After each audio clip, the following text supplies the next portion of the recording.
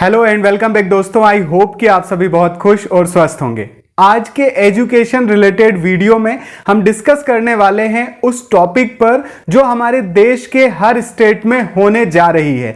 पिछली बार 2011 में और अब होना है। हर एक नागरिक इसमें भाग लेगा और अपनी जानकारी देगा।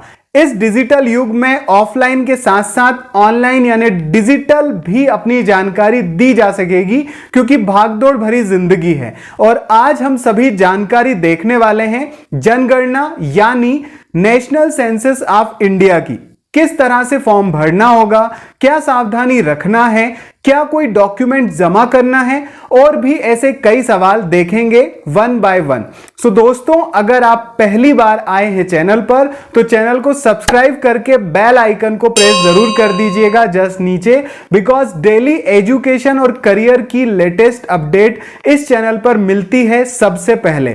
तो आइए सीखना शुरू करते हैं। सो सबसे पहली बात कि जनगणना कब शुरू होगी, तो यह शुरू हो चुकी है। सेंसस ऑफ इंडिया 1 अप्रैल यानी आज से स्टार्ट हो चुकी है और इसकी प्रोसेस कुछ महीने पहले ही स्टार्ट हुई है, जिसके अंतर्गत घरों को चिन्हित करने का काम और डिजिटल टेस्ट पोर्टल पर काम हो चुका है। और दूसरा सवाल कि अगर आप गोवा, दिल्ली या कुछ स्टेट से बिलोंग नहीं करते तो अब तक आपके पास कोई जनगणना कर्मी क्यों नहीं आया। सो इसके और इस जैसे क्वेश्चन के आंसर मैं फॉर्म के पोर्टल पर आपको दूंगा, वहीं ज्यादा सही रहेगा। यानी फॉर्म के पोर्टल पर आपको हर जानकारी मिल जाएगी। सबसे बड़ी प्रॉब्लम कि पोर्टल क्या है, क्या लिंक है उसकी, तो देखिए यह ध्यान रखिए कि किसी भी लिंक पर क्लिक करके जानकारी नहीं देना है। पोर्टल आज ही से शुरू हुआ है, पहले वाला टेस्ट पोर्टल था। गवर्नमेंट के पीआईबी से मिनिस्ट्री ऑफ होम अफेयर्स ने पोर्टल की लिंक भी साझा की है 2 दिन पहले, और इसमें मेंशन है कि दुनिया के सबसे बड़े सेंसस का फर्स्ट फेज 1 अप्रैल से स्टार्ट होने वाला है। जनगणना कर्मी डोर टू डोर हर एक लैंग्वेज में जरूरी जानकारी लेंगे। साथ में आप मोबाइल या लैपटॉप या स्मार्टफोन जैसे गैजेट से भी जनगणना फॉर्म भर सकते हो। एंड इस रिपोर्ट में यहां पर मेंशन है कि किस स्टेट में किस ड्यूरेशन में होगी जनगणना, जो कि मई तक होना है। सो फॉर्म फिल के समय मैं आपको इसके बारे में भी बता दूंगा कि आपके स्टेट में कब होना है डिटेल में।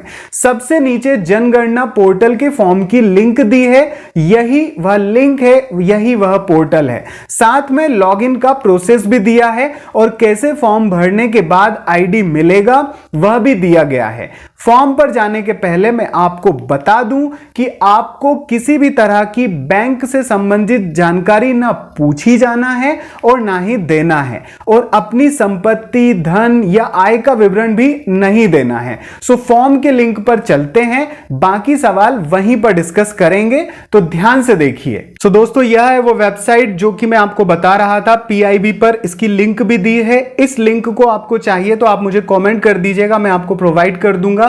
ऐसी सेंसस यह है वह लिंक, और जब आप इस वेबसाइट पोर्टल पर आएंगे तो यहां पर दिया हुआ है कि एक घर से एक मोबाइल नंबर से आप लॉगिन कर सकते हैं। और सेंसस ऑफ इंडिया 2027 का यह पोर्टल है जो कि मिनिस्ट्री ऑफ होम अफेयर्स के अंतर्गत आता है। स्वगणना की अवधि पर जब आप क्लिक करेंगे एक पीडीएफ आ जाएगा, जिस पीडीएफ को आप यहां से डाउनलोड भी कर सकते हो अपने मोबाइल या लैपटॉप में।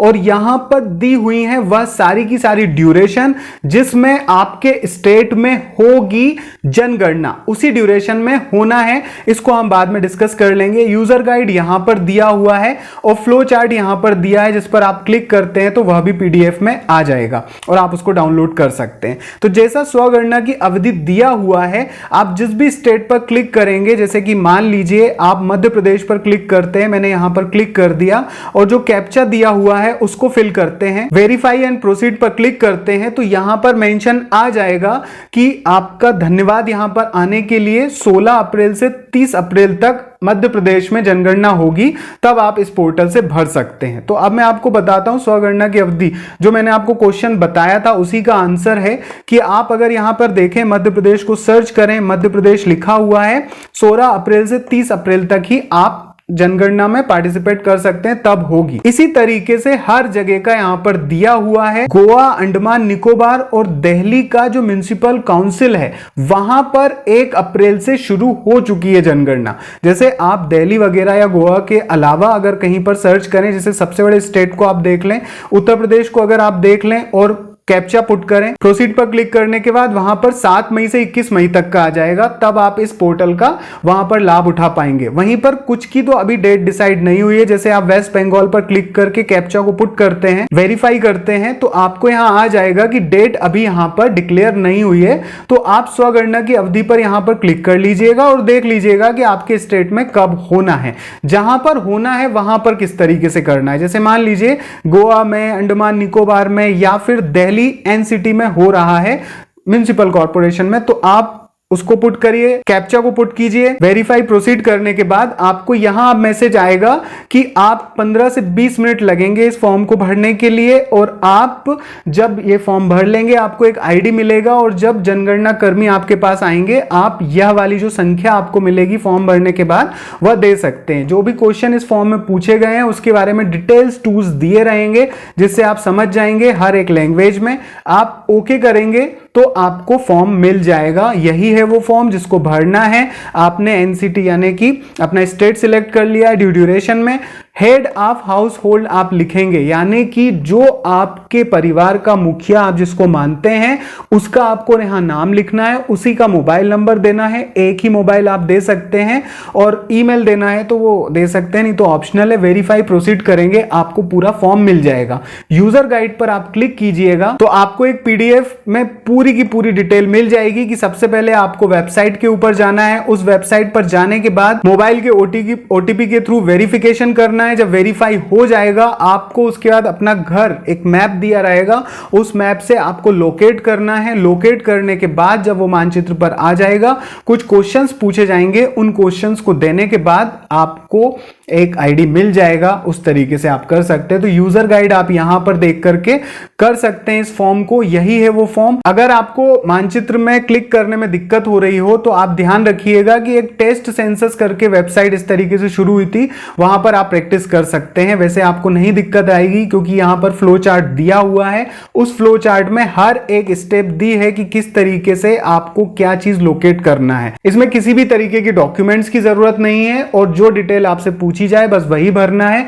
इसके अलावा अगर आप डिजिटली नहीं भरना चाहते हैं तो ऑफलाइन मोड से जब जनगणना कर्मी आएंगे तब आप भर सकते हैं। ऐसा जरूरी नहीं है कि आप फॉर्म डिजिटल भरें। जनगणना कर्मी सभी घर आएंगे, आप डायरेक्ट उनसे कर सकते हैं फॉर्म फिल, उनको जानकारी दे सकते हैं। और हर किसी को जानकारी नहीं देना है। कोई संदिग्ध लगे आईडी चेक कर लीजिएगा। सो आई होप इंफॉर्मेशन समझ आई है। आपको लिंक चाहिए आप कमेंट कर दीजिएगा। मिलते हैं। All the best, bye.